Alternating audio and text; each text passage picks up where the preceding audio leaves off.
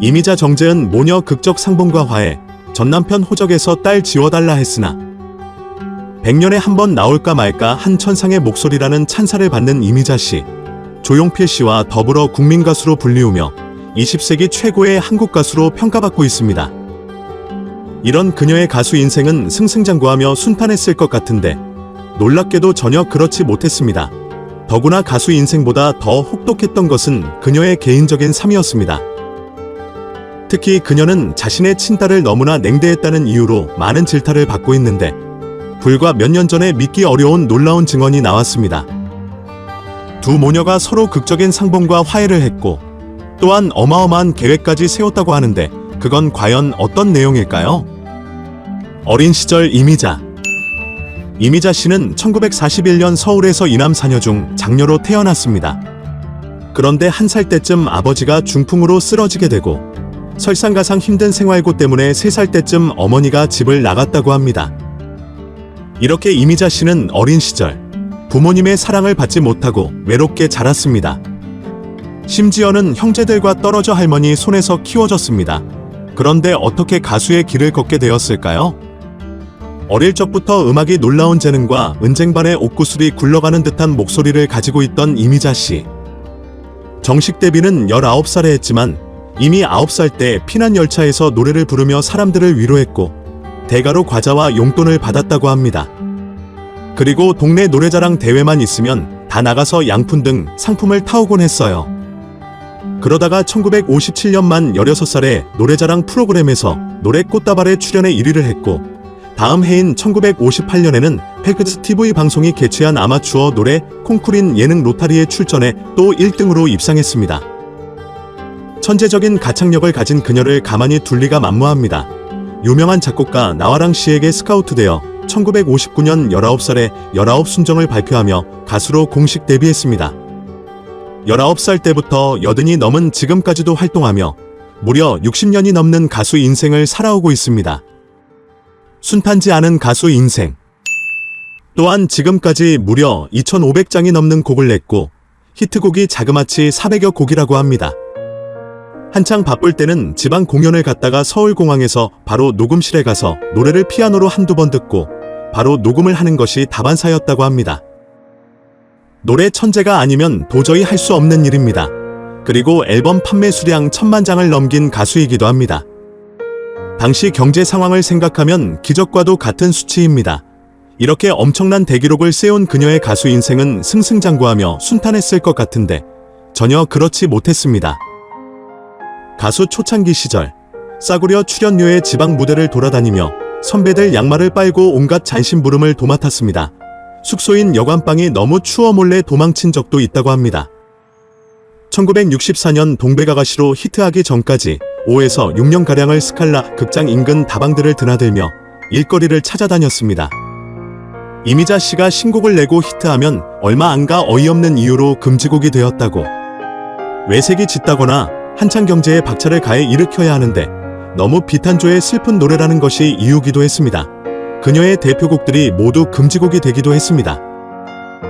이러한 가수 인생보다 더 혹독했던 것은 그녀의 개인적인 삶이었습니다. 그녀는 자신의 친딸을 냉대했다는 이유로 많은 질타를 받았습니다. 이미자 씨가 과연 이렇게 비난받아 마땅할까요? 그녀는 기가 막힌 사연을 가지고 있었습니다. 시대와 상황만 달랐지 그녀도 결국 어머니와 똑같은 인생의 길을 걸어갑니다. 어머니가 집을 나간 후 평생 딱 한 번 어머니를 다시 만났습니다. 무려 22년 만에 극적으로 어머니를 상봉하게 됩니다. 이미자 씨가 한창 전성기를 누리던 1966년 강릉에서 공연을 하고 있었는데 생모가 찾아온 것이었습니다. 그렇게 꿈에도 그리던 어머니를 만나게 되었는데 몇 시간의 짧은 만남 후 어머니는 영주로, 이미자 씨는 다음 공연을 위해 묵호로 떠나게 되었고 이것이 이미자 씨와 어머니의 마지막 만남이 되고야 말았습니다. 이게 평생 트라우마로 남게 됩니다. 그렇게 원망하던 어머니가 한 과오를 자신도 똑같이 저지르게 됩니다. 이 세상 모든 딸이 자신은 어머니 같은 삶을 살지 않겠다고 다짐하지만 나중에 보면 자신도 어머니처럼 살고 있다는 것을 깨닫게 된다고 하는 것처럼 결혼하면서 어머니의 전처를 받게 됩니다. 남편과 이혼으로 이미자 씨는 데뷔 후 업소를 많이 뛰어다녔는데 업소에서 노래를 부를 때 항상 곁에서 기타를 쳐주던 사람의 따뜻한 마음에 이끌려 1960년 20살에 그와 결혼합니다. 그는 이미자 씨가 무대에 설 때 목이 허전해 보인다며 목걸이를 선물해주던 자상한 남자였습니다. 그랬던 그가 무섭게 돌변합니다.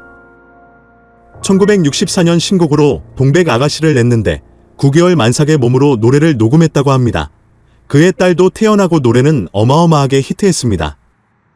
국내 가요 사상 최초로 가요 프로그램에서 30주 넘게 1위를 기록, 당시로서는 상상하기 어려운 25만 장이란 엄청난 음반 판매액을 올리며 집과 전화 그리고 자동차를 장만할 만큼 부와 명예를 동시에 거머쥐었습니다. 그런데 남편은 이미자 씨가 벌어온 돈을 다 날리고 집도 날리고 심지어는 빚까지 지게 되었습니다. 남편이 워낙 호인이라 거절하지 못하고 남의 부탁을 다 들어주는 스타일이었다고 합니다. 엎친 데 덮친 격으로 동백아가씨는 어이없는 이유로 금지곡이 되기까지 합니다. 남편은 아내에게 손찌검을 하기 시작했고 결국 두 사람은 결혼 6년인 1966년 이혼합니다. 딸과의 만남 이후 재혼. 이때 어린 딸 정재은이 겨우 2살 때였습니다. 어쩌면 이런 것도 이미자 씨 팔자랑 똑같은지 그 후 정재은 씨는 평생 딱 3번 엄마 이미자 씨를 만났다고 합니다. 첫 번째 만남은 부모님의 이혼 후 아버지와 살다가 7살이 되던 해였습니다. 손녀가 너무 짠하다고 생각한 외할아버지가 아버지 몰래 이미자 씨의 집에 데려가 모녀가 함께 사흘을 지냈습니다. 그때 이미자 씨는 딸에게 물어봅니다. 자기랑 같이 살지 않겠냐고. 하지만 딸은 불쌍한 아버지를 버릴 수가 없었습니다. 왜냐하면 어린 나이에 그녀는 이미 아버지를 먹여 살리고 있었습니다. 어린 나이에 지방 공연 무대에 서서 노래를 부르며 아버지의 수입원이 되어 있었습니다. 어린 정재현이 당시 했던 말이 엄마는 나 없어도 괜찮지만 아빠는 나 없으면 안 된다라고 하였습니다. 그렇게 모녀는 헤어지게 되었고 그 다음에 1971년 이미자 씨는 다른 사람과 재혼하게 됩니다. KBS PD였던 사람인데 학벌이며 인물 그리고 집안이 아주 좋은 사람이었고 당시 최고의 명문이라 할 수 있는 경기고의 서울대를 나왔고 종가집 장손이기까지 했습니다. 그러나 남편 집안에서는 격렬하게 반대했습니다. 나중에 이미자 씨가 아들을 하나 낳고 나서야 비로소 시댁에서 그녀를 인정해 주었다고 합니다. 그렇게 시댁의 인정을 받기 위해서라도 그녀는 딸을 외면했는지도 모릅니다. 이렇게 능력 있는 여인이 옛날 사고방식에 사로잡혀 한편 딸 정재은 씨는 어린 나이에 아버지를 도와 지방을 돌며 무대에 서다가 불과 9살이라는 나이에 데뷔하기도 합니다. 먹을 것은 대충 단원들이랑 해결할 수 있었지만 잘 곳을 마련하지 못해 비닐하우스에서 자기도 했고 또는 여인숙을 전전했는데 내가 이미자의 딸이라고 하며 잠동냥을 하기도 했다고 합니다. 이런 어려운 가정 형편에서 성장한 딸은 물망초라는 곡을 취입해 일본에서 활동을 시작했습니다.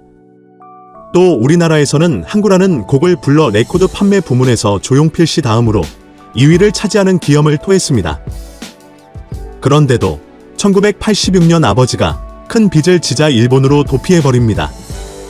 아버지의 큰 빚을 떠안고 생활고에 시달리면서도 어머니한테 연락하지 않았다고. 대신 이듬해 1987년 당시 곁에서 자신에게 따뜻하게 해주었던 5살 연상의 남자와 결혼을 결심합니다. 그런데 막상 결혼을 앞두자 어머니 생각이 간절해졌고 정재은 씨는 어머니 이미자 씨에게 장문의 편지를 썼습니다. 그러나 이미자 씨는 끝내 결혼식장의 모습을 나타내지 않았습니다. 결국 딸은 부모님 없는 쓸쓸한 결혼식을 올려야 했습니다.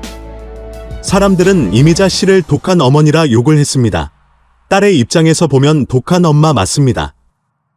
하지만 이미자 씨의 입장에서 보면 자기가 결혼식장에 나타날 경우 대서특필될 것이고 이제 겨우 자리 잡은 자기 가정과 사춘기 자녀가 흔들릴 수도 있고 시댁의 눈총을 피하기가 어려웠을 것입니다. 1987년 이혼 직후 우연히 공항에서 이미자 씨를 만났다고 합니다. 어머니는 이혼한 딸을 위로해주지 않았습니다. 그저 잘 살지 그랬니? 라는 한마디였습니다. 얼핏 듣기에 냉정한 말 같기도 하지만 여러 가지 의미가 들어 있을 수 있습니다. 자기 딸마저 자기 전처를 밟는 것이 얼마나 속상해하지만 딸은 그런 엄마가 한없이 원망스러웠겠죠. 비행기 안에서 내내 울었다고 하는데 그런 말밖에 하지 못하고 떠난 이미자 씨는 마음이 편했을까요? 그리고 또 한 번은 10년 후 1997년 스포츠센터에서 우연히 만났는데 그때도 이미자 씨는 사람들 눈을 의식하며 아무 말 없이 떠났다고 합니다. 사람들 눈이 뭔지 이렇게 따른 엄마를 평생 딱 3번 만났다고 합니다. 이미자, 정재현 모녀 극적으로 상봉했나?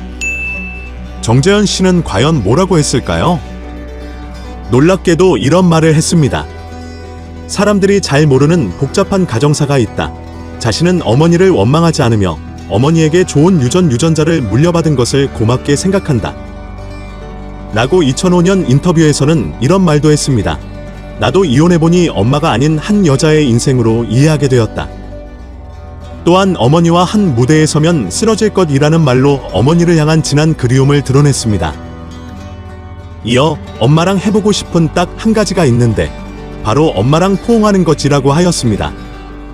이에 이미자 씨는 자서전에서 이렇게 고백했습니다. 전 남편에게 이렇게 말한 적이 있다. 당신 호적에서 재은이를 지우면 내가 키우겠다. 그러나 남편이 호적 정리를 허락하지 않자 단호하게 연락을 끊었다고 합니다. 2020년 특종 김 기자가 간다라는 유튜브 채널에서 진행자가 직접 나와 이렇게 증언합니다. 2018년도에 정재은 씨에게 연락받았다고 하면서 어머니 이미자 씨와 만나 많은 것을 잘 정리했고 그동안 서로 마음속에 쌓인 앙금 등이 눈 녹듯이 사라졌다라는 말을 했습니다. 그리고 정재은 씨는 다시 한국에서 활동하고 싶고 어머니의 공연에서 자기가 노래를 부르고 자기의 무대에 엄마가 함께 서주는 그런 공연을 만드는 게 평생의 한이라고 했습니다. 그래서 그러한 일을 추진했으나 안타깝게도 일본 측과 저작권 관련 협상이 잘 안 되었고 엎친 데 덮친 격으로 코로나까지 터져서 두 사람이 함께 무대에 서는 것을 볼 수 있는 기회가 좀처럼 쉽게 오지 않고 있다고 설명했습니다. 그러나 언젠가는 이 일이 꼭 성사될 거라며 기대를 심어주었습니다.